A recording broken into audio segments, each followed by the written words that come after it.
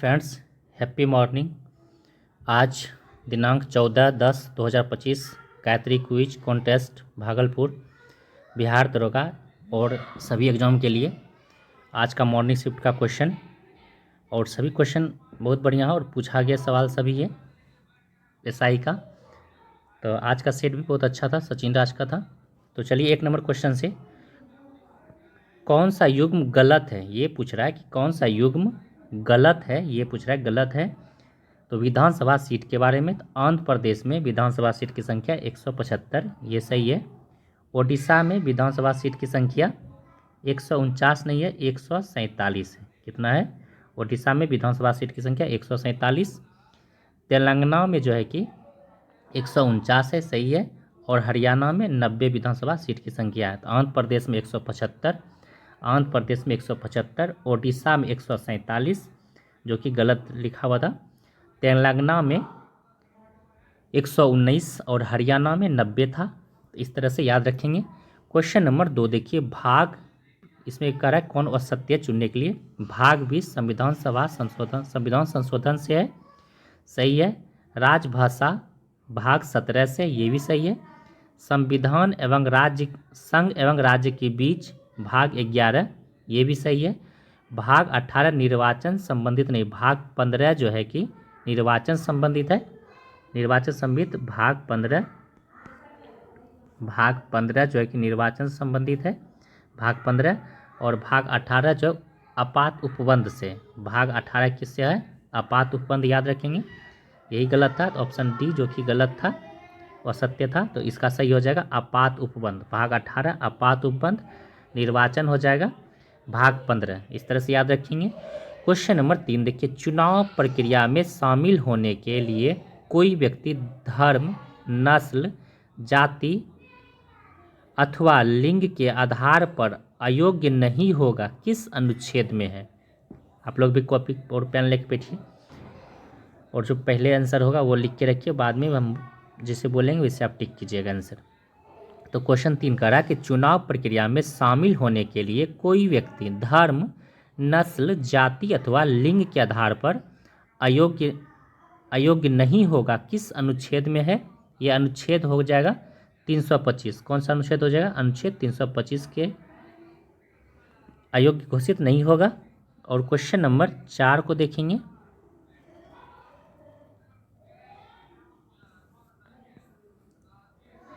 करें कि राज्यसभा में प्रतिनिधित्व में शामिल है, राज्यसभा के प्रतिनिधित्व में शामिल है, कौन है? तो देखिए, तो ये हो जाएगा नागरिकों द्वारा सीधा चुने गए सदस्य, नहीं, ये गलत है। अप्रत्यक्ष रूप से नागरिकों द्वारा उनके प्रतिनिधियों के मध्य से चुने गए सदस्य, ये सही हो जाएगा। और भारत के राष्ट्रपति द्वारा मनोनीत सदस्य, ये भी सही हो जाएगा, यानी ऑप्शन नंबर डी सही हो जाएगा। कह रहा है कि राज्यसभा में प्रतिनिधित्व में शामिल है, राज्यसभा में प्रतिनिधित्व में शामिल है और प्रत्यक्ष रूप से नागरिकों द्वारा उनके प्रतिनिधियों के मध्य चुनाव चुने गए और भारत के राष्ट्रपति द्वारा मनोनीत सदस्य, ये हो जाएगा ऑप्शन डी हो जाएगा, बी और सी सही हो जाएगा। क्वेश्चन नंबर 5 देखिए, कौन सा विभाग प्राधिकरण गृह मंत्रालय के अधीन नहीं है? कौन सा विभाग गृह मंत्रालय के अधीन नहीं है? तो ये राष्ट्रीय प्राधिकरण रासायनिक हथियार समझौता, यही हो जाएगा, गृह मंत्रालय के अधीन नहीं। यह जो है कैबिनेट सचिवालय के अधीन है। राष्ट्रीय प्राधिकरण रासायनिक हथियार समझौता यह कैबिनेट सचिवालय के अधीन है, ना कि प्राधिकरण गृह मंत्रालय के विभाग के अधीन है। तो ऑप्शन नंबर डी जो है कि सही हो जाएगा, ये नहीं है। क्वेश्चन नंबर 6 पर आएंगे, कह रहा है कि लोकसभा अध्यक्ष और उपाध्यक्ष की अनुपस्थिति में उसके कार्य करता है। लोकसभा के अध्यक्ष और उपाध्यक्ष की अनुपस्थिति में कौन कार्य करता है? ये सदन का वरिष्ठ सदस्य, कौन हो जाएगा? सदन का वरिष्ठ सदस्य। अगर लोकसभा और अध्यक्ष और उपाध्यक्ष की अनुपस्थिति में उसके कार्य कौन करता है? सदन का वरिष्ठ सदस्य करता है, ठीक है, सदन का वरिष्ठ सदस्य करता है। क्वेश्चन नंबर 7 देखिए, बिहार पंचायती राज अधिनियम 2006 के अनुसार ग्राम सभा की बैठक की गणपूर्ति के लिए कितने सदस्य का होना आवश्यक है? करा कि बिहार पंचायती राज अधिनियम 2006 के अनुसार ग्राम सभा की बैठक की गणपूर्ति के लिए कितने सदस्य का होना आवश्यक है? तो कुल सदस्य का 20वां भाग का होना आवश्यक है। कुल का सदस्य का 20वां भाग होना आवश्यक है। और यहाँ करा बिहार पंचायती राज और लोकसभा और राज्यसभा कहेगा तो 1/10 हो जाएगा, और बिहार पंचायती राज कह रहा है तो 1/20 हो जाएगा। लोकसभा और राज्यसभा कहेगा तो 1/10 हो जाएगा, याद रखेंगे। क्वेश्चन नंबर 8 देखिए, भारत के राष्ट्रीय मानवाधिकार आयोग के प्रथम अध्यक्ष कौन थे? भारत के राष्ट्रीय मानवाधिकार आयोग के प्रथम अध्यक्ष कौन थे? तो न्यायमूर्ति रंगानाथ मिश्र, ऑप्शन नंबर बी हो जाएगा, न्यायमूर्ति रंगानाथ मिश्र, जो कि भारतीय राष्ट्रीय मानवाधिकार आयोग के प्रथम अध्यक्ष थे। क्वेश्चन नंबर 9 को देखेंगे। कह रहा है किसके द्वारा महाराष्ट्र में महार सत्याग्रह किया गया था? कह रहा है किसके द्वारा महाराष्ट्र में महार सत्याग्रह किया गया था? तो ये डॉक्टर भीमराव अंबेडकर जी हो जाएंगे। महार सत्याग्रह महाराष्ट्र में हुआ था, और किसने सत्याग्रह किया गया था, किसके समय में, किसके द्वारा? तो ये डॉक्टर भीमराव अंबेडकर के द्वारा किया गया था महार सत्याग्रह महाराष्ट्र में। क्वेश्चन नंबर 10 को देखेंगे। कह रहा है अंडमान व निकोबार द्वीप पर उच्च न्यायालयों में किस एक का क्षेत्राधिकार है? तो ये कोलकाता का क्षेत्राधिकार है। किसका? कोलकाता का क्षेत्राधिकार है। अंडमान व निकोबार द्वीप पर उच्च न्यायालय में किसका क्षेत्राधिकार है? कोलकाता का क्षेत्राधिकार है। क्वेश्चन नंबर 11 देखिए, भारत के उपराष्ट्रपति को पद से हटाने का संकल्प कहाँ प्रस्तावित किया जा सकता है? भारत के उपराष्ट्रपति कह रहा है, तो उपराष्ट्रपति को पद से हटाने का संकल्प केवल राज्यसभा में, किसमें? राज्यसभा में है, केवल राज्यसभा में। क्वेश्चन नंबर 12 देखिए, 42वें संविधान संशोधन अधिनियम 1976 के द्वारा भारतीय संविधान के किस क्षेत्र या क्षेत्रों में संशोधन किया गया है?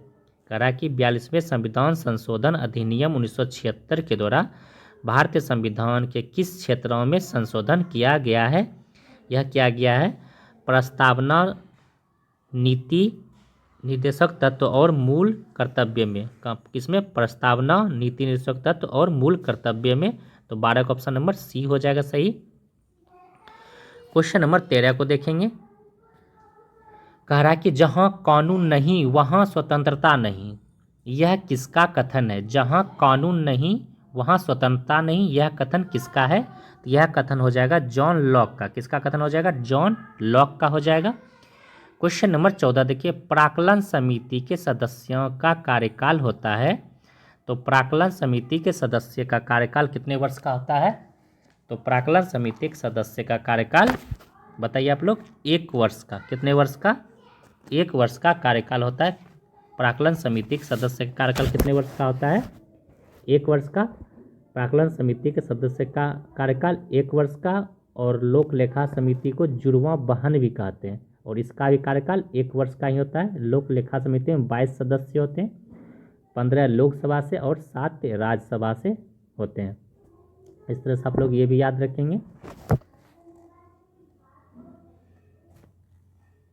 और प्राक्कलन समिति में 30 सदस्य होते हैं, ये भी याद रखेंगे। क्वेश्चन नंबर 15 को देखिए। करा निम्नलिखित में कौन सा राज्य का सबसे महत्वपूर्ण तत्व है? करा निम्नलिखित में से कौन सा राज्य का महत्वपूर्ण तत्व है? तो संप्रभुत्व। कौन हो जाएगा? संप्रभुत्व राज्य का महत्वपूर्ण तत्व है।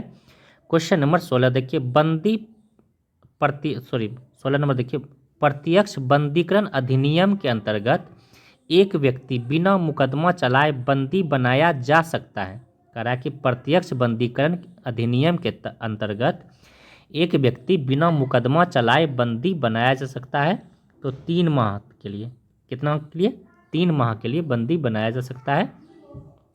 क्वेश्चन नंबर 17 देखिए, संघ लोक सेवा आयोग अपना वार्षिक प्रतिवेदन सौंपता है किसको? कह रहा है कि संघ लोक सेवा आयोग अपना वार्षिक प्रतिवेदन किसको सौंपता है? तो राष्ट्रपति को। किसको सौंपता है?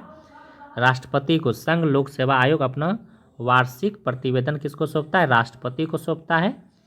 क्वेश्चन नंबर 18 को देखेंगे। कह रहा है पंचायती राज विषय किस सूची में है? पंचायती राज विषय तो राज सूची में हो जाएगा, पंचायती राज विषय राज सूची में। क्वेश्चन नंबर 19 देखिए, किसने कहा था संविधान सभा कांग्रेस थी और कांग्रेस भारत था? किसने कहा था संविधान सभा कांग्रेस थी और कांग्रेस भारत है? ये कहा था ऑस्टिन ने। किसने कहा था? ऑस्टिन ने कहा था। संविधान सभा कांग्रेस है और कांग्रेस भारत है, ऑस्टिन ने कहा था। क्वेश्चन नंबर 20 देखिए, डॉक्टर भीमराव अंबेडकर की अध्यक्षता में संविधान सभा की प्रारूप समिति में कितने अन्य सदस्य? ये पूछ रहा है कितने अन्य सदस्य। ये अन्य सदस्य पूछेगा तो 6 हो जाएगा और प्रारूप समिति में 7 सदस्य हो जाएंगे, कुल 7 सदस्य प्रारूप समिति में। करा कि डॉक्टर भीमराव अंबेडकर की अध्यक्षता में संविधान सभा की प्रारूप समिति में कितने अन्य सदस्य पूछा है तो 6 हो जाएगा। क्वेश्चन नंबर 21 देखिए, योजना अवकाश की अवधि है। योजना अवकाश की अवधि क्या है? योजना अवकाश की अवधि तो योजना अवकाश की अवधि इसमें ऑप्शन देखिए 1966 से 69 हो जाएगा और फिर अगला योजना 78 से 80 भी हो जाएगा। 78 से 80 भी योजना अवकाश योजना रोलिंग प्लान लाएगा तो 78 से 80 में, और 90 से 92 में भी योजना अवकाश हुआ था, वार्षिक योजना हुआ तो उसे वार्षिक योजना 90 से और 92 के बीच वार्षिक योजना हो। तो योजना अवकाश पूछा है, योजना अवकाश पूछा है तो 66 से 69, और रोलिंग प्लान कहेगा तो तब ये हो जाएगा 78 से 80, और वार्षिक योजना कहेगा तो 90 से 92 हो जाएगा। ये याद रखेंगे बात आप लोग। यहाँ करा योजना अवकाश कर रहा है, अवकाश कहेगा तो 66 से 69 हो जाएगा, रोलिंग प्लान कहेगा तो 78 से 80 हो जाएगा, और वार्षिक योजना कहेगा तो 90 से 92 हो जाएगा। तो क्वेश्चन नंबर 22 देखिए, नबार्ड का स्थापना 1982 में हुआ था। नबार्ड का स्थापना कब हुआ था? 1982 में नबार्ड का स्थापना याद रखेंगे कि स्थापना किस पंचवर्षीय योजना में हुई थी? नबार्ड का स्थापना 1982। अब 1982 आप लोग देख लीजिए किस पंचवर्षीय योजना हो जाएगा। तो पहला पंचवर्षीय योजना, प्रथम पंचवर्षीय योजना हुआ था 51 से 56, दूसरा पंचवर्षीय योजना हुआ था 56 से 61, और तीसरा पंचवर्षीय योजना हुआ था 61 से 66। उसके बाद योजना अवकाश हुआ था 66 से 69 के बीच योजना अवकाश। फिर चतुर्थ पंचवर्षीय योजना 69 से 74 के बीच हुआ था, चतुर्थ पंचवर्षीय योजना 69 से 74 के बीच।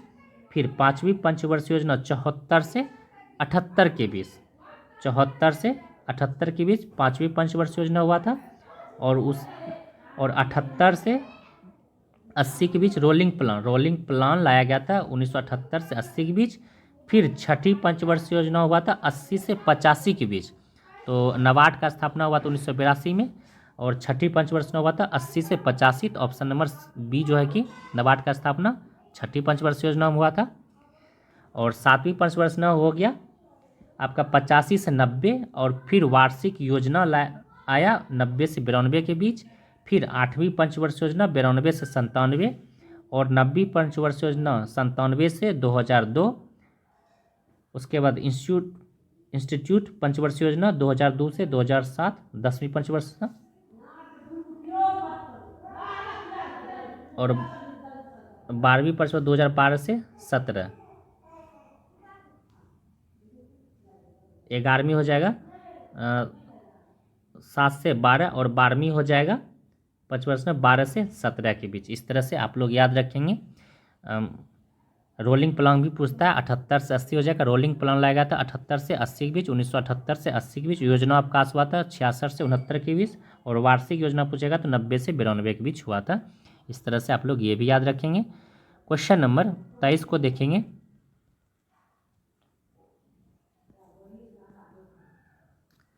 करेक्ट 1991 में नई आर्थिक नीति में मुख्य रणनीति थी। 1991 में नई आर्थिक नीति में मुख्य रणनीति क्या थी? उदारीकरण, निजीकरण और वैश्वीकरण, यानी कि ऑल ऑफ दी सभी सही हो जाएगा। 1991 में नई आर्थिक नीति में मुख्य रणनीति क्या थी? उदारीकरण, निजीकरण और वैश्वीकरण। क्वेश्चन नंबर 24 देखिए, मानव विकास सूचकांक का आधार क्या है? मानव विकास सूचकांक का आधार क्या है? आपका हो जाएगा पहले स्वास्थ्य, शिक्षा और जीवन स्तर। स्वास्थ्य, शिक्षा और जीवन स्तर, ये मानव विकास सूचकांक का आधार है। स्वास्थ्य, शिक्षा, जीवन स्तर, ये रोजगारी रोजगारी संबंधित नहीं है, तो स्वास्थ्य, शिक्षा और जीवन स्तर हो जाएगा। क्वेश्चन नंबर 25 देखिए, अंतर्राष्ट्रीय व्यापार का प्रमुख प्रहरी होता है। अंतर्राष्ट्रीय व्यापार का प्रमुख प्रहरी होता है WTO। अंतर्राष्ट्रीय व्यापार का प्रमुख प्रहरी होता है WTO। क्वेश्चन नंबर 26 देखिए, भारत में पर्यावरण संरक्षण अधिनियम पारित हुआ था। भारत में पर्यावरण संरक्षण अधिनियम पारित हुआ था 1986 में। भारत में पर्यावरण संरक्षण अधिनियम पारित हुआ था 1986 में। क्वेश्चन नंबर 27 देखिए, एजेंडा 21 किस क्षेत्र से संबंधित है? एजेंडा 21 एजेंडा 21 किस क्षेत्र से संबंधित है? सतत विकास से। किससे है? सतत विकास से। एजेंडा 21 किस क्षेत्र से संबंधित है? सतत विकास से। क्वेश्चन नंबर 28 को देखेंगे, किसी भी शैक्षणिक संस्था को सामान्य रूप से दार्शनिक के लिए निम्न में से कौन सा डोमेन नाम प्रयुक्त होता है? किसी भी शैक्षणिक संस्था को सामान्य रूप से दार्शनिक के लिए निम्न में से कौन सा डोमेन नेम प्रयुक्त होता है? .edu, .education, edu होता है। क्या होता है? .edu। क्वेश्चन नंबर 29 देखिए, कंट्रोल व शिफ्ट किस प्रकार की कुंजियां है? कंट्रोल और शिफ्ट जो है कि मॉडिफायर है। क्या है? कंट्रोल और शिफ्ट मॉडिफायर हो जाएगा। क्वेश्चन नंबर 30 देखिए, सुल्तानगंज के पीतल की बौद्ध प्रतिमा किस काल में निर्मित हुई है? सुल्तानगंज के पीतल की बौद्ध प्रतिमा किस काल में निर्मित हुई है? तो गुप्त काल में। और गुप्त काल में मंदिर सबको भी बनाया गया था गुप्त काल में। क्वेश्चन नंबर 31 देखिए, गुरु कैलूचरण महापात्र किस नृत्य शैली से निपुण थे? गुरु कैलूचरण महापात्र किस नृत्य शैली से संबंधित है? तो ये ओडिसी हो जाएगा। किससे हो जाएगा? ओडिसी से। क्वेश्चन नंबर 32 को देखेंगे, करा कि HDI का फुल फॉर्म क्या होगा? Human development index. ये सही है। HDI का ह्यूमन डेवलपमेंट इंडेक्स, इसमें भारत का स्थान है ह्यूमन डेवलपमेंट इंडेक्स में। भारत का स्थान है 130वां। और ऑप्शन बी देखिए, GHI का फुल ग्लोबल हंगर इंडेक्स, यही गलत है। ग्रॉस हेल्थ इंडेक्स नहीं, global hunger index. Global hunger index हो जाएगा। ग्लोबल हंगर इंडेक्स में इंडिया का स्थान है 105वां, यानी भूखमरी में। तो यही गलत था, ग्रॉस नहीं, ग्लोबल हंगर इंडेक्स हो जाएगा। EPI इक्वायरमेंट परफॉर्मेंस इंडेक्स, EPI का मतलब होता है इक्वायरमेंट परफॉर्मेंस इंडेक्स में इंडिया का स्थान 176वां हो जाएगा। और PFI प्रेस फ्रीडम इंडेक्स में इंडिया का स्थान 151वां हो जाएगा। कितना हो जाएगा? 151वां। और EPI इक्वायरमेंट परफॉर्मेंस इंडेक्स में हो जाएगा इंडिया का स्थान 176वां। और GHI ग्लोबल हंगर इंडेक्स में इंडिया का स्थान हो जाएगा 105वां। और HDI ह्यूमन डेवलपमेंट इंडेक्स में इंडिया का स्थान हो जाएगा 130वां। कितना हो जाएगा? 130वां हो जाएगा। इस तरह से आप लोग याद रखेंगे। तो असत्य करा था फुल फॉर्म, तो GHI का हो जाएगा ग्लोबल हंगर इंडेक्स हो जाएगा, global hunger index. Question number 33 देखिए, कौन सा कथन सही है? कह रहा है कि कौन सा कथन सही है? शक संवत पर आधारित भारत के राष्ट्रीय पंचांग को प्रथम मास चैत है, यह सही है।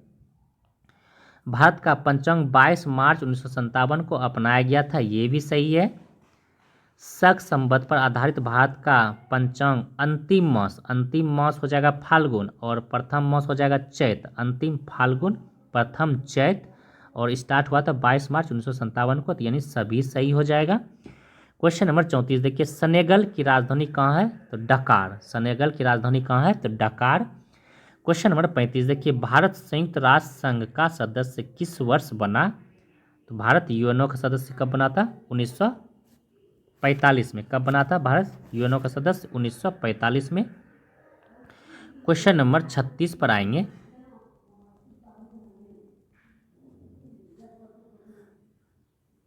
छत्तीस नंबर क्वेश्चन देखिए, कह रहा है कि थर्ड वर्ल्ड शब्द का उपयोग किनके संदर्भ में किया जाता है? थर्ड वर्ल्ड, तीसरी दुनिया, ये थर्ड वर्ल्ड शब्द का उपयोग किसके लिए किया जाता है? तो ये विकासशील देश के लिए किया जाता है। किसके लिए? विकासशील देश के लिए थर्ड वर्ल्ड शब्द का प्रयोग विकासशील देश के लिए, जैसे अपना भारत है। और फर्स्ट वर्ल्ड कहेगा तो विकसित देश हो जाएगा। फर्स्ट कहेगा तो विकसित, जैसे अमेरिका हो गया विकसित देश। क्वेश्चन नंबर 87 देखिए, संयुक्त राष्ट्र की आधिकारिक भाषा, राष्ट्र की आधिकारिक भाषा पूछा है तो संयुक्त राष्ट्र की आधिकारिक भाषा हो जाएगा 6। तो कौन कौन हो जाएगा? इंग्लिश, फ्रेंच, चीनी, रूस, अरबी तथा स्पेनिश। ये सब क्या है? इंग्लिश, फ्रेंच, चीनी, रूसी, अरबी, ये संयुक्त राष्ट्र यूएनओ का अस्थाई, यूएनओ का आधिकारिक भाषा है। और कार्यकारी भाषा कहेगा तो इंग्लिश और फ्रेंच हो जाएगा। कार्यकारी पूछेगा तो इंग्लिश और फ्रेंच, आधिकारिक पूछा है तो 6 है। और संयुक्त राष्ट्र दिवस कब मनाया जाता है? 24 अक्टूबर को संयुक्त राष्ट्र दिवस मनाया जाता है। संयुक्त राष्ट्र दिवस 24 अक्टूबर को मनाया जाता है, ये भी याद रखेंगे। शुमेकर लेवी 9 धूमकेतु किस ग्रह से टकराया? क्वेश्चन 38 देखिए, शुमेकर लेवी 9 धूमकेतु किस ग्रह से टकराया है? ये बृहस्पति ग्रह से टकराया है। शुमेकर लेवी 9 धूमकेतु किस ग्रह से टकराया है? तो बृहस्पति ग्रह से टकराया है। क्वेश्चन नंबर 39 देखिए, लूसी दुनिया का सबसे बड़ा ज्वालामुखी विस्फोटक किस द्वीप में हुआ है? लूसी दुनिया का सबसे बड़ा ज्वालामुखी विस्फोटक किस द्वीप में हुआ है? ये हो जाएगा इंडोनेशिया। कौन हो जाएगा? इंडोनेशिया। 39 का ऑप्शन नंबर डी सही हो जाएगा, लूसी इंडोनेशिया हो जाएगा। क्वेश्चन नंबर 40 को देखेंगे। क्वेश्चन 40 देखिए, कौन सा ग्रह सौर मंडल का वैक्यूम क्लीनर के भांति कार्य करता है? कौन सा ग्रह सौर मंडल के वैक्यूम क्लीनर के भांति कार्य करता है? तो ये बृहस्पति ग्रह जो है कि वैक्यूम क्लीनर के भांति कार्य करता है। बृहस्पति ग्रह वैक्यूम क्लीनर की तरह कार्य करता है। क्वेश्चन नंबर 41 देखिए, जाग्रोस पर्वत स्थित है। जाग्रोस पर्वत कहाँ स्थित है? ईरान में। जाग्रोस पर्वत कहाँ स्थित है? ईरान में। जाग्रोस पर्वत ईरान, जाग्रोस पर्वत ईरान में स्थित है। क्वेश्चन नंबर 42 देखिए, पृथ्वी की लगभग आयु को दर्शाता है। पृथ्वी की लगभग आयु को दर्शाता है 4 से 5 बिलियन वर्ष। कितना? 4 से 5 बिलियन वर्ष पृथ्वी की आयु को दर्शाता है। क्वेश्चन नंबर 43 देखिए, पूगा घाटी स्थित है कहाँ? तो पूगा घाटी कहाँ स्थित है? तो लद्दाख में। पूगा घाटी कहाँ स्थित है? तो लद्दाख हो जाएगा। क्वेश्चन नंबर 44 देखिए, पिटली द्वीप पक्षी द्वीप है। पिटली द्वीप जो है कि पक्षी अभ्यारण्य स्थित है। पिटली द्वीप पक्षी अभ्यारण्य कहाँ स्थित है? तो लक्षद्वीप पर। कहाँ स्थित है? पिटली द्वीप पक्षी अभ्यारण्य कहाँ स्थित है? तो लक्षद्वीप पर। क्वेश्चन नंबर 45 देखिए, किस राज्य में डेप्सा दर्रा स्थित है? किस राज्य में डेप्सा दर्रा स्थित है? हिमाचल प्रदेश में। डेप्सा दर्रा हिमाचल प्रदेश हो जाएगा। किस राज्य में डेप्सा दर्रा स्थित है? हिमाचल प्रदेश। क्वेश्चन नंबर 46 को देखेंगे, कौन सी पश्चिमी घाट का भाग नहीं है? कौन सी पश्चिमी घाट का भाग नहीं है? ये कॉमेट जो है कि पश्चिमी घाट का भाग नहीं है। कॉमेट पश्चिमी घाट का भाग नहीं है, कॉमेट। क्वेश्चन नंबर 47 की, कौन सी गैस हरितगृह प्रभाव गैस नहीं है? कौन सा गैस हरितगृह प्रभाव गैस नहीं है? तो सल्फर डाइऑक्साइड हरितगृह प्रभाव गैस नहीं है। सल्फर डाइऑक्साइड हरितगृह प्रभाव गैस नहीं है। क्वेश्चन नंबर 48 देखिए, कोरापुट किसके लिए प्रसिद्ध है? कोरापुट जो है कि बॉक्साइट के लिए प्रसिद्ध है। कोरापुट जो कि उड़ीसा में। कोरापुट किसके लिए प्रसिद्ध है? बॉक्साइट के लिए, उड़ीसा में है। क्वेश्चन नंबर 49 देखिए, सैरसो अनुसंधान केंद्र कहाँ स्थित है? सैरसो अनुसंधान केंद्र कहाँ स्थित है? ये राजस्थान में स्थित है। सैरसो अनुसंधान केंद्र राजस्थान में। क्वेश्चन नंबर 50 देखिए, सेल्वास घास का मैदान कहाँ पाया जाता है? सेल्वास दक्षिण अफ्रीका में, दक्षिण अमेरिका में। सेल्वास घास का मैदान साउथ अमेरिका में पाया जाता है, यानी दक्षिण अमेरिका में सेल्वास घास का मैदान पाया जाता है, दक्षिण अमेरिका में। क्वेश्चन नंबर 51 देखिए, नगोया प्रोटोकॉल कब प्रभावी हुआ? नगोया प्रोटोकॉल कब प्रभावी हुआ? ये 2014 में नगोया प्रोटोकॉल प्रभावी हुआ, 2014 में नगोया प्रोटोकॉल प्रभावी हुआ। क्वेश्चन नंबर 52 देखिए, भारत का पहला कीट संग्रहालय कहाँ है? भारत का पहला कीट संग्रहालय तमिलनाडु में है। भारत का पहला कीट संग्रहालय कहाँ है? तमिलनाडु में। क्वेश्चन नंबर 53 देखिए, कौन सा स्थलरूप देश नहीं है? कौन सा स्थलरूप देश नहीं है? गैबोन जो कि स्थलरूप देश नहीं है। कौन सा स्थलरूप देश नहीं है? तो गैबोन स्थलरूप देश नहीं है। क्वेश्चन नंबर 54 को देखेंगे, 54 देखिए, नामचिक नामफुक, बहुत बढ़िया क्वेश्चन है। नामचिक नामफुक कोयला क्षेत्र कहाँ स्थित है? नामचिक नामफुक कोयला क्षेत्र अरुणाचल प्रदेश में। नामचिक नामफुक कोयला क्षेत्र अरुणाचल प्रदेश में हो जाएगा। नामचिक नामफुक कोयला क्षेत्र अरुणाचल प्रदेश। क्वेश्चन नंबर 55 देखिए, 2011 ईस्वी की जनगणना के अनुसार तीसरा सबसे बड़ा जनसंख्या किसका है? तो याद रखेंगे उमा उत्तर प्रदेश, म से महाराष्ट्र, उसके बाद बिहार, तीसरा पूछा है तो तीसरा अपना बिहार ही हो जाएगा। उसके बाद वेस्ट बंगाल, उत्तर प्रदेश में फर्स्ट है सबसे ज़्यादा संख्या, उसके बाद महाराष्ट्र में है, उसके बाद बिहार में है, उसके बाद वेस्ट बंगाल में हो जाएगा। तो तीसरा स्थान पे पूछा तो बिहार हो जाएगा। पहला पूछता तो उत्तर प्रदेश, दूसरा पे महाराष्ट्र, तीसरा पे बिहार और चौथा पे वेस्ट बंगाल हो जाएगा। क्वेश्चन नंबर 56 देखिए, कौन सा परमाणु ऊर्जा केंद्र पूर्णतया भारत के द्वारा निर्मित किया गया है? करेक्ट, कौन सा परमाणु ऊर्जा केंद्र पूर्णतया भारत के द्वारा निर्मित किया गया है? ये हो जाएगा कल्पक्कम जो कि तमिलनाडु में पूर्णतया स्वदेशी भारत के द्वारा निर्मित किया गया है। रावत भट्टा राजस्थान में है जो कनाडा के सहयोग से निर्मित किया गया है। उसके बाद कुड्डनकुलम जो है कि रूस के सहयोग से, तमिलनाडु में रूस के सहयोग से कुड्डनकुलम किया गया है। और नरोरा ही कोई कंपनी के द्वारा किया गया है, भारत के द्वारा ही। क्वेश्चन नंबर 57 देखिए, वर्ष 1857 में मेरठ में प्रथम सिपाही विद्रोह की आग किस दिन भड़की थी? तो ये 10 मई को भड़की थी। मेरठ में 1857 की क्रांति का आग 10 मई को। क्वेश्चन नंबर 58 देखिए, राजा भोज किस राजवंश से संबंधित है? राजा भोज परमार राजवंश से संबंधित है, राजा भोज।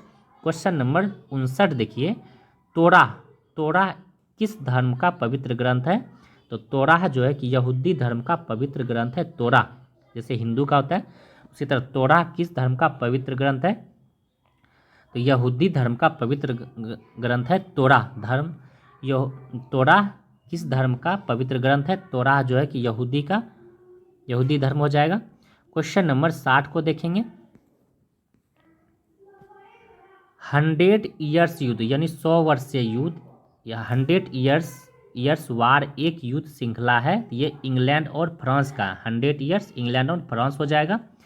क्वेश्चन नंबर 61 देखिए, भारतीय रेड क्रॉस सोसाइटी की स्थापना, यहाँ पूछा है भारतीय रेड क्रॉस सोसाइटी, याद रखेंगे भारतीय रेड क्रॉस कहेगा तो 1920 और विश्व रेड क्रॉस पूछेगा तो 1863 में हेनरी डुनेट ने किया था।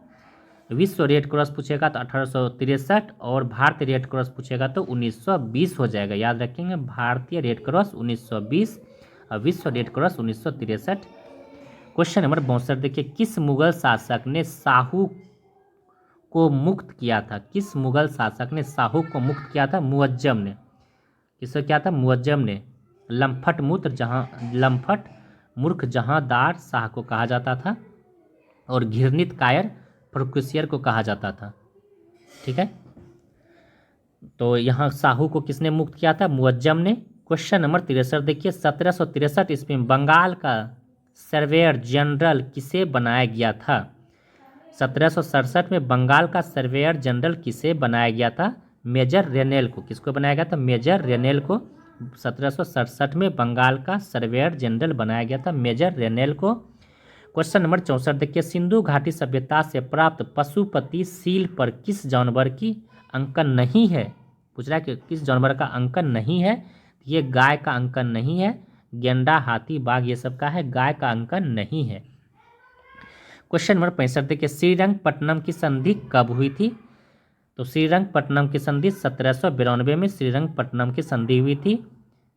श्रीरंगपट्टनम की संधि 1792 में, और टीपू सुल्तान की मृत्यु 1799 में हुआ था, और श्रीरंगपट्टनम की संधि 1792 में हुआ था। क्वेश्चन नंबर 66 को देखेंगे।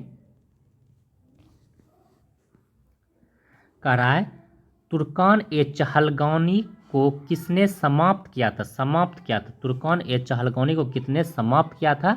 तो ये बलवन ने समाप्त किया था। तुर्कान ए चहलगानी को किसने समाप्त किया था? बलवन ने समाप्त किया था। और इसका शुरू किया था किसने? इल्तुतमिश ने शुरू किया था। किसने शुरू किया था? इल्तुतमिश ने शुरू किया था, और समाप्त किया था बलवन ने। क्वेश्चन नंबर 67 देखिए, उत्तर भारत में भक्ति आंदोलन का आरंभ किस संत ने किया था?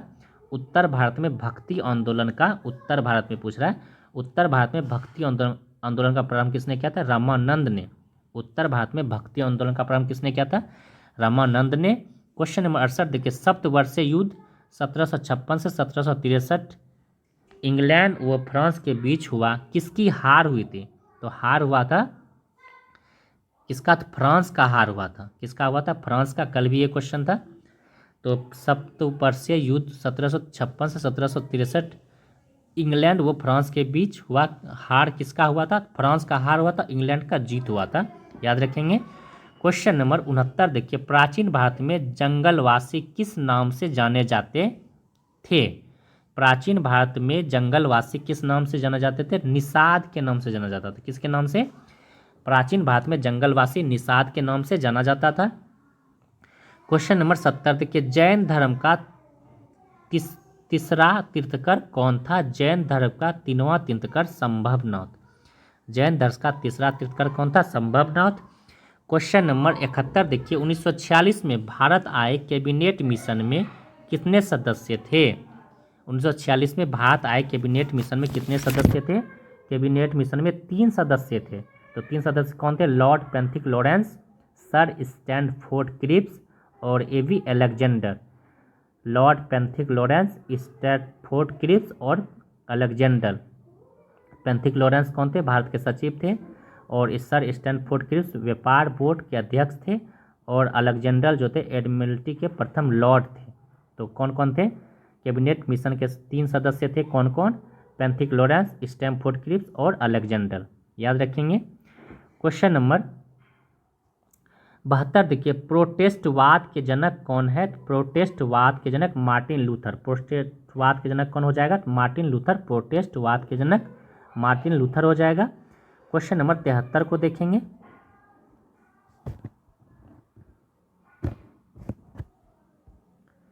देखिए, कह रहा है कि वर्ग संघर्ष की अवधारणा किसने दी है? तो वर्ग संघर्ष की अवधारणा कार्ल मार्क्स ने दिया है। वर्ग संघर्ष की अवधारणा कार्ल मार्क्स ने दिया है। वर्ग संघर्ष की अवधारणा कार्ल मार्क्स ने दिया है। क्वेश्चन नंबर 74 देखिए, यूटोपिया के लेखक कौन है? Thomas More. यूटोपिया के लेखक कौन हो जाएगा? Thomas More. यूटोपिया के लेखक कौन हो जाएगा? Thomas More. क्वेश्चन नंबर 75 देखिए, किसने रैयतवाड़ी बंदोबस्त प्रारंभ किया था? रैयतवाड़ी बंदोबस्त किसने प्रारंभ किया था? थॉमस मुनरो ने। रैयतवाड़ी थॉमस मुनरो ने प्रारंभ किया था। रैयतवाड़ी बंदोबस्त प्रारंभ किया था थॉमस मुनरो ने। क्वेश्चन नंबर 76 देखिए, कुछ नहीं में से कुछ का सर्जन किस नियम के विरुद्ध है? कुछ नहीं में से कुछ का सर्जन किस नियम के विरुद्ध है? ये हो जाएगा द्रव्यमान संरक्षण के नियम। कौन हो जाएगा? द्रव्यमान संरक्षण के नियम। कुछ नहीं में कुछ का सर्जन किस नियम के विरुद्ध है? द्रव्यमान ऊर्जा संरक्षण के नियम के विरुद्ध है। क्वेश्चन संरक्षण के नियम के अनुसार है, कुछ नहीं में कुछ का सर्जन किस नियम के विरुद्ध है? तो द्रव्यमान ऊर्जा के संरक्षण के विरुद्ध है। क्वेश्चन नंबर 72 देखिए, चिमनी से धुआं किस सिद्धांत से बाहर निकलता है? चिमनी से धुआं जो है संवहन के नियम से बाहर निकलता है। चिमनी से धुआं किस सिद्धांत से बाहर निकलता है? तो संवहन के सिद्धांत से बाहर निकलता है। क्वेश्चन नंबर 78 को देखिए, लगभग 95% यौगिक कार्बन के होते हैं क्योंकि कार्बन बहुविध बंध बनाता है। लगभग 95% यौगिक कार्बन के होते हैं क्योंकि कार्बन बहुविध बंध बनाता है। कार्बन बहुविध बंध बनाता है। क्वेश्चन नंबर 79 देखिए, किसमें sp3 संकलित कार्बन है? तो CH double bond CH double bond CH में sp संकलित कार्बन होता है। क्वेश्चन नंबर 80 देखिए, किसका ऑक्सीकरण अंक सदैव -1 होता है? सदैव -1 होता है। फ्लोरीन का ऑक्सीकरण सदैव -1 होता है। क्वेश्चन नंबर 81 है, शहद की मक्खी का विष कैसा होता है? शहद की मक्खी का विष अम्लीय होता है। शहद की मक्खी का विष कैसा होता है? अम्लीय होता है। क्वेश्चन नंबर 82 देखिए, 22 किलोमीटर प्रति घंटा के वेग का अर्थ क्या होता है? तो 72 किलोमीटर प्रति घंटा का वेग का अर्थ होता है। तो यह 72 और किलोमीटर प्रति घंटा का रहा है, तो 5/18 से गुना कर देंगे। 5/18 से गुना कर देंगे और किलोमीटर और मीटर प्रति सेकंड का था तो 18/5 कर देते हैं। तो 18 चौके 72, 5 चौके 20 मीटर प्रति सेकंड हो जाएगा। क्वेश्चन नंबर 83 देखिए, कितने अणु 1 मोल के बराबर होते हैं? कितने अणु 1 मोल के बराबर होते हैं? तो 6.022 गुना 10⁻23 अणु 1 मोल के बराबर होते हैं। क्वेश्चन नंबर 84 को देखेंगे,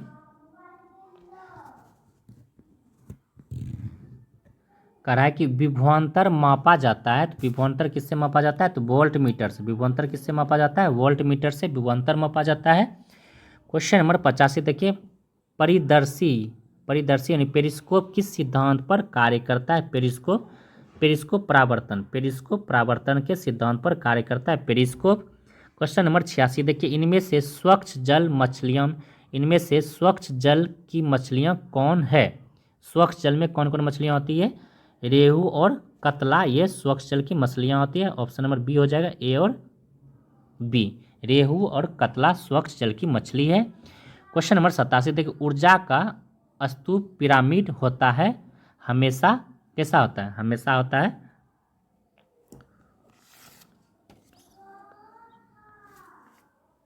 हमेशा कैसा होता है? हमेशा सीधा होता है। कैसा होता है? हमेशा सीधा होता है। ऊर्जा का स्तूप पिरामिड कैसा होता है? हमेशा सीधा होता है। क्वेश्चन नंबर 88 को देखेंगे,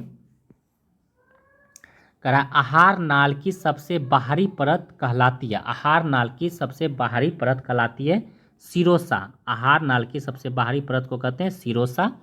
क्वेश्चन नंबर 89 देखिए, ब्रेड मोल्ड राइजोपस में जन्म होता है। राइजोपस यानी दाल के जड़ में होता है राइजोपस। तो जीवाणु गठन द्वारा, किसके द्वारा? बीजाणु गठन के द्वारा।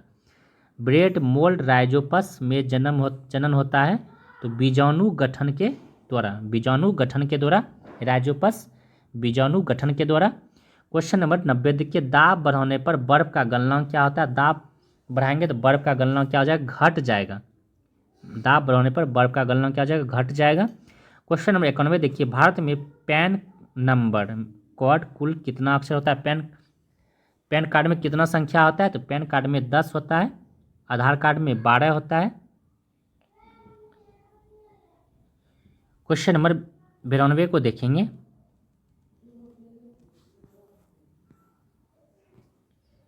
इडली को किस प्रक्रिया द्वारा इडली डोसा को किस प्रक्रिया द्वारा बनाया जाता है? स्टीमिंग के द्वारा। इडली को स्टीमिंग के द्वारा बनाया जाता है। क्वेश्चन नंबर 93 देखिए, मिल्क ऑफ मैग्नीशिया OMG का होल टू मिल्क ऑफ मैग्नीशिया का कितना होता है? मिल्क ऑफ मैग्नीशिया का pH वैल्यू कितना होता है? 10.5 यानी 10.5 होता है मिल्क ऑफ मैग्नीशिया का pH वैल्यू। क्वेश्चन नंबर 94 देखिए, मोकडिंग, यहाँ यह है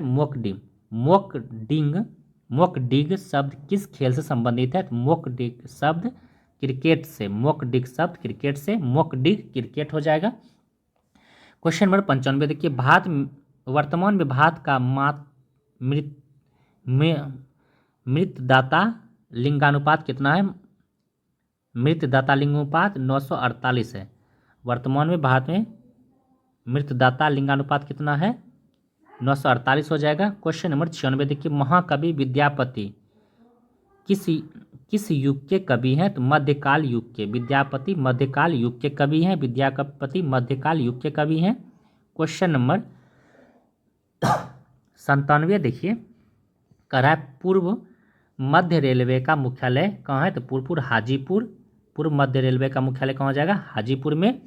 क्वेश्चन नंबर 98 देखिए, शनि ग्रह के वर्तमान में कितने चंद्रमा है जिसके यह सौर मंडल में सबसे अधिक चंद्रमा वाला ग्रह बन गया है? तो शनि का 274 हो जाएगा। शनि का कितना है? 274। क्वेश्चन नंबर 99 देखिए, कह रहा है कौन सा गलत है? तो 23 जून अंतर्राष्ट्रीय ओलंपिक दिवस मनाया जाता है। 23 जून को अंतर्राष्ट्रीय ओलंपिक दिवस 23 जून को मनाया जाता है। इसका थीम आइए चलें। अंतर्राष्ट्रीय ओलंपिक दिवस 23 जून को मनाया जाता है। आइए चलें इसका थीम है। ऑप्शन बी देखिए, अंतर्राष्ट्रीय खेल दिवस 11 जून को मनाया जाता है। अंतर्राष्ट्रीय खेल दिवस 11 जून को मनाया जाता है। इसका थीम है हर दिन खेल चुनें। ऑप्शन सी देखिए, विश्व मानवाधिकार दिवस 10 दिसंबर को मनाया जाता है। इसका थीम है हमारे अधिकार हमारा भविष्य अभी। हमारा अधिकार हमारो भविष्य अभी। ऑप्शन डी देखिए, पृथ्वी दिवस मनाया जाता है 22 अप्रैल को। इसका थीम है हमारी शक्ति हमारी गिरी। पृथ्वी दिवस का थीम क्या है? हमारी शक्ति हमारी गिरी, यानी कि ऑप्शन ई सभी सही हो जाएगा। क्वेश्चन नंबर 100 पे आएंगे।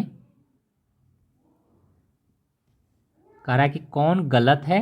The rise of the hitman R Kaushik है। द राइट ऑफ हिटमैन जो कहा है विराट इसको रोहित शर्मा को, the rise of Hitman R Kaushik. The rise of Hitman R Kaushik है लेखक। मदर मेरी come to me Arundhati Roy का है। मदर मेरी come to me Arundhati Roy का। Welcome to paradise Twinkle Khanna का। Welcome to paradise Twinkle Khanna का। And find a home Alia Bhatt का। तो यानी कि सभी सही हो जाएगा। ऑप्शन डी सही हो जाएगा। सभी सही है इसमें। क्वेश्चन नंबर 101 को देखिए, कह रहा है कि ऑस्ट्रेलियन ओपन विजेता पुरुष और महिला जेनिक सिनर वो मेडिसन कीज है। पुरुष का जेनिक सिनर और महिला का हो जाएगा मेडिसिन कीज, यानी कि ऑस्ट्रेलियन ओपन जेनिक सिनर और मेडिसिन कीज हो जाएगा। ऑप्शन बी देखिए, फ्रेंच ओपन। ऑस्ट्रेलियन ओपन के बाद फ्रेंच ओपन होता है। पुरुष एकल और महिला एकल का विजेता पुरुष का हो जाएगा कार्लोस अल्कराज और महिला का हो जाएगा कोको गैफ हो जाएगा फ्रेंच का। ऑस्ट्रेलियन फ्रेंच, उसके बाद विंबलडन होता है। विंबलडन ओपन का पुरुष का हो जाएगा जेनिक सिनर और महिला का हो जाएगा ईगा स्वियाटेक। ठीक है, उसके बाद ऑस्ट्रेलियन फ्रेंच विंबलडन, उसके बाद अमेरिकी यूएस होगा अमेरिकी ओपन। इसमें पुरुष और महिला को जब पुरुष में हो जाएगा कार्लोस अल्कराज और महिला में हो जाएगा आर्यना सवालेका, यानी कि सभी सही हो जाएगा। तो क्रम वाइज भी देख लीजिए, ऑस्ट्रेलियन फ्रेंच विंबलडन और अमेरिकन। ऑस्ट्रेलियन फ्रेंच विंबलडन और अमेरिकन हो जाएगा। पहले कौन हो जाएगा? पुरुष में देखिए जेनिक सिनर, उसके बाद फ्रेंच ओपन में क्या हो जाएगा? Carlos Alcaraz. Jannik Sinner Carlos Alcaraz, फिर जेनिक सिनर, उसके बाद कार्लोस अल्कराज। पुरुष में देखिए पहले जेनिक सिनर कार्लोस अल्कराज, फिर जेनिक सिनर कार्लोस अल्कराज। सिर्फ याद रखना है ऑस्ट्रेलियन फ्रेंच विंबलडन और अमेरिकन, इस तरह से सीरीज वाइज याद रखेंगे तो याद रह जाएगा। क्वेश्चन नंबर 102 देखिए, कौन गलत है? चंद्रयान 4 2028 में लाया जाएगा, आएगा, लॉन्च होगा, सही है। शुक्रयान 2027 में लाया जाएगा और शुक्रयान को भी 2028 में ही लाया जाएगा, 27 में नहीं, 2028 में ही शुक्रयान को लाया जाएगा, 2028 में ही। मंगलयान को 2026 में लाया जाएगा और निसार 2025 में लाया जाएगा। 3 और 4 सही है, 2 गलत था। 2028 में लाया जाएगा। शुक्रयान फर्स्ट को 2028 में, चंद्रयान 4 को 2028 में, और शुक्रयान और चंद्रयान 2028 में ही लाया जाएगा। मंगलयान 2 2026 में, और निसार 2025 में। निसार का फुल फॉर्म होता है सिंथेटिक अपार्चर रडार। निसार का फुल फॉर्म क्या होता है? Synthetic aperture radar. Question number 103 पर आएंगे। कह रहा है कि कौन गलत है, कौन गलत है? तो ये श्रम श्री योजना वेस्ट बंगाल, ये सही है। ज्योति योजना केरल, ये भी सही है। उल्लास योजना लद्दाख, ये भी सही है। गवाह संरक्षण योजना, ये हरियाणा नहीं है। हरियाणा में भी गवाह संरक्षण हुआ है, लेकिन 2025 में हुआ है।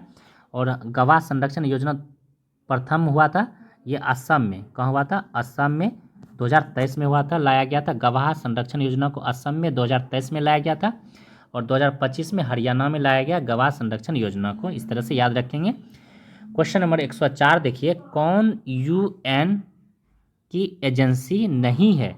कौन यूएन की एजेंसी नहीं है? तो आईसीआरसी। कौन नहीं है? तो आईसीआरसी यूएन की एजेंसी नहीं है। क्वेश्चन नंबर 105 देखिए, केरल में मार्शल आर्ट को किस नाम से जाना जाता है? केरल में मार्शल आर्ट को कलारी पट्टू के नाम से जाना जाता है। केरल में मार्शल आर्ट को कलारी पट्टू के नाम से जाना जाता है। और आप मार्शल आर्ट को देख लीजिए, सिलंबम हो जाएगा तमिलनाडु, हुवैयन गेलॉग ये मणिपुर हो जाएगा, गतका हो जाएगा पंजाब का। तो आप 10-12 देख लीजिए। तो कलियारी पट्टू हो जाएगा मार्शल आर्ट केरल का, दक्षिण भारत भी कहलाता है। सिलंबम तमिलनाडु का हो जाएगा।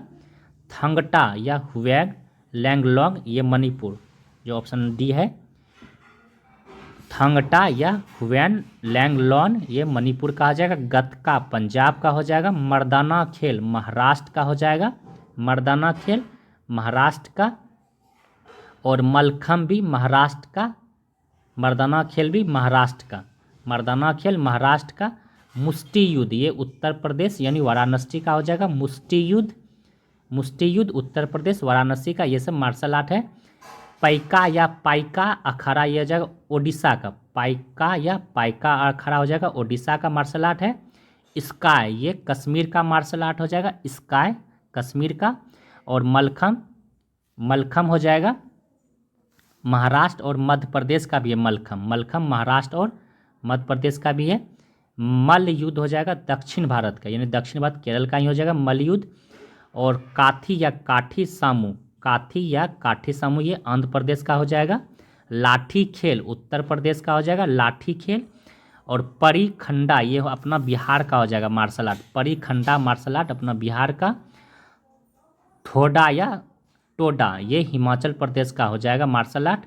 इंसू नावर ये मिजोरम का हो जाएगा मार्शल आर्ट। इंसू नावर मिजोरम का हो जाएगा। और लाठी खेला मार्शल आर्ट पश्चिम बंगाल का। लाठी खेला मार्शल आर्ट पश्चिम बंगाल का। और 4 मार्शल आर्ट को खेल में शामिल किया गया। कलारी पट्टू को, थंगटा को, गतका को, और पाइका को, और मलखम को। मलखम को, गतका को, थंगटा को, और कलारी पट्टू को। ये 4 मार्शल आर्ट को खेल में शामिल किया गया है। इस तरह से याद रखेंगे। क्वेश्चन नंबर 105 क्लियर हो गया। अब थोड़ा सा देखिए, दिया हुआ है याद रखने योग्य, भारत के प्रमुख पर्यावरण कानून की सूची, जो कि बार बार पूछा जाता है और कन्फ्यूजन होता है। तो भारतीय वन जीव संरक्षण 1972, जल संरक्षण और एवं प्रदूषण अधिनियम 1974, वन संरक्षण अधिनियम 1980, पर्यावरण संरक्षण अधिनियम, आज यही पूछा गया था, पर्यावरण संरक्षण अधिनियम 1986, और जैव विविधता अधिनियम 2002, राष्ट्रीय हरित प्राधिकरण अधिनियम 2010, इस तरह से ये सारा याद रखेंगे, बहुत वीआई है। तो चलिए फ्रेंड्स, आज के लिए इतना ही, फिर नेक्स्ट डे मिलते हैं। आप लोग को कैसा लगा ज़रूर कमेंट कीजिए, और अपने दोस्त को लाइक और सब्सक्राइब कर दीजिए, शेयर कर दीजिए। Thank you.